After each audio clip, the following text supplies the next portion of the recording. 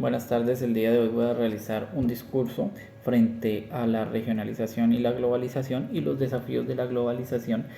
en la expansión del derecho ambiental, teniendo en cuenta que el título de este discurso será el derecho ambiental frente a los desafíos de la globalización, teniendo una mirada crítica desde el tema de Colombia.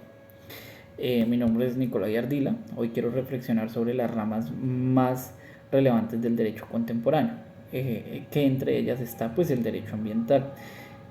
Nos tenemos que preguntar o tenemos que identificar qué es el derecho ambiental y qué regula ese derecho ambiental. Y lo que él regula son las relaciones del humano con la naturaleza, estableciendo normas, principios y pues también mediante él algunos mecanismos para prevenir, eh, mitigar y sancionar los daños que puede hacer la relación o los daños que puede causar las consecuencias del bienestar colectivo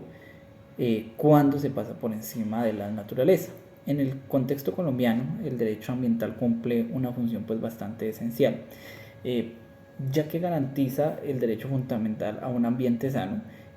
Lo podemos encontrar consagrado en la Constitución Política, en la Carta de la Constitución Política de 1991, en su artículo 79, claro está. Y también este derecho pues busca el desarrollo armonioso entre la economía y la protección de los ecosistemas durante un país o dentro de un país que se reconoce por su biodiversidad, como lo es el entorno colombiano.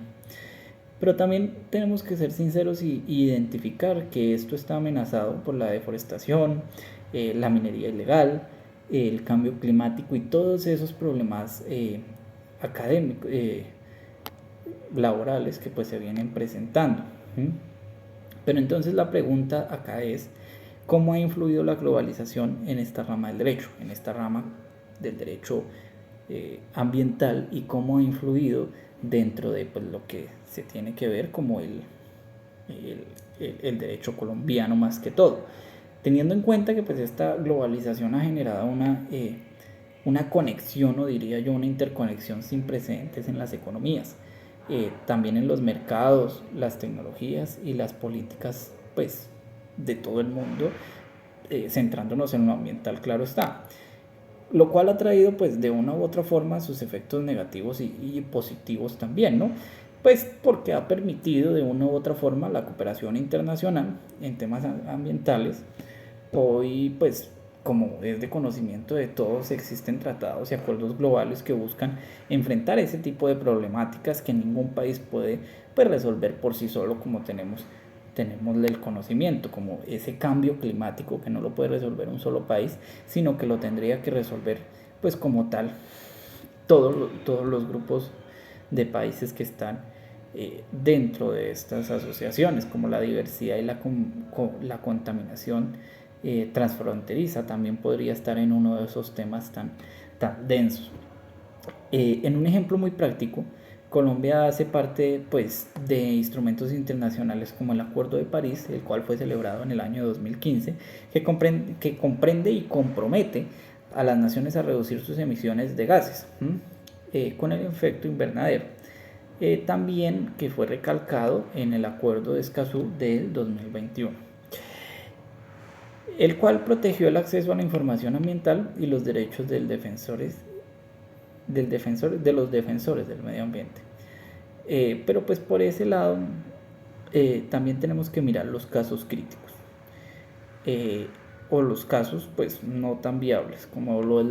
que la globalización ha impulsado pues unos modelos económicos extractivistas de consumo masivo, que pues de una u otra forma aumentan la presión sobre los recursos naturales de cada país, especialmente en el países del sur global, pues como lo es Colombia. Las multinacionales mineras y petroleras, tenemos que tener en cuenta que esas multinacionales mineras y petroleras también incluiríamos entre esos las agroindustriales. Creería yo que podríamos estar ahí, tenerlas en cuenta bajo el amparo de tratados de libre comercio o inversiones de impactos. eh,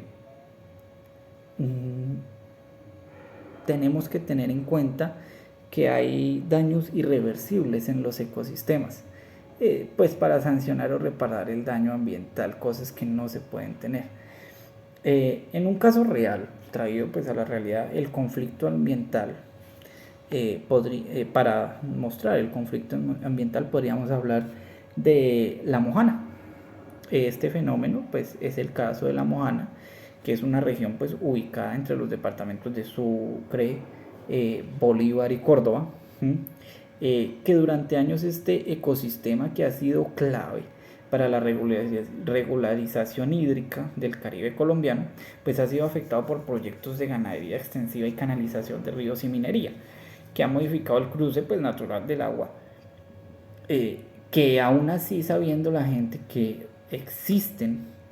normas nacionales que prohíben la alteración de humedales, las presiones económicas derivadas de la globalización y la demanda internacional de productos agropecuarios, han incentivado la ocupación de estas tierras. El resultado ha sido pues devastador, como lo vemos, son inundaciones, pérdidas de biodiversidad, desplazamiento forzoso, comunidades enteras que han tenido que salir de un momento a otro de sus lugares queridos. Y pues esto muestra que las decisiones locales están condicionadas por intereses pues de una u otra forma globales, y que el derecho ambiental debe fortalecerse no solo a nivel interno, sino también en su capacidad de exigir responsabilidad a actores internacionales. ¿Sí? Ya teniendo un poco más en cuenta una postura más crítica y personal desde la perspectiva propia mía, yo diría que la globalización ha evidenciado la necesidad de un derecho ambiental con enfoque global, solidario y vinculante. No solo basta, y tenemos que tener en cuenta que con que existan tratados o declaraciones que requieren que estos países tengan mecanismos de cumplimientos efectivos, sino que necesitamos sanciones reales para los estados y las empresas que incumplen los compromisos ambientales. En Colombia, pues aunque se ha dado esos pasos importantes como las sentencias de las cortes, pues que hay que tener en cuenta que la corte colombiana es una de las primeras o de las que han marcado un hito al reconocer ríos o animales como sujetos de derechos. Podemos hablar del río Atrato y de la Amazonía, que son sujetos de derechos ya por nuestra corte. Pues aunque somos países que hemos hecho un hito histórico en ello, pues también tenemos que ver que enfrentamos retos enormes todavía, como hacer que el desarrollo económico en esas mismas partes del país sean verdaderamente sostenibles y justas, toda vez que la globalización no puede seguir siendo una excusa para degradar el ambiente bajo la promesa de un proceso. Para terminar, pues yo propongo una reflexión, que el planeta no tiene fronteras ecológicas, pero sí tiene límites físicos. Por eso el derecho ambiental debe de una u otra forma transformarse en un instrumento de justicia global. En ese entendido, pues necesitamos tratar y lograr equilibrar los intereses económicos con la supervivencia de la vida en todas sus formas. Tenemos que fortalecer los tribunales internacionales ambientales, y tenemos que buscar que se creen tribunales ambientales nacionales, donde pues no solo los estados, sino que las empresas también, donde pues esas empresas puedan ser juzgadas por los daños que causan a los territorios. Y en un contexto nacional, pues urge esa fortalecización de la educación y de la participación ciudadana, para que la defensa del ambiente no dependa solo de leyes, sino de conciencia colectiva de los seres humanos que habitan este territorio. En una conclusión, la globalización puede ser una oportunidad si se orienta hacia la cooperación y la sostenibilidad, pero también es una amenaza, como lo expuse durante todo el día de hoy, si seguimos midiendo ese progreso únicamente en territorios económicos. Para cerrar, quiero decir que el derecho ambiental, más que una rama jurídica, es hoy una esperanza de equilibrio en la tierra.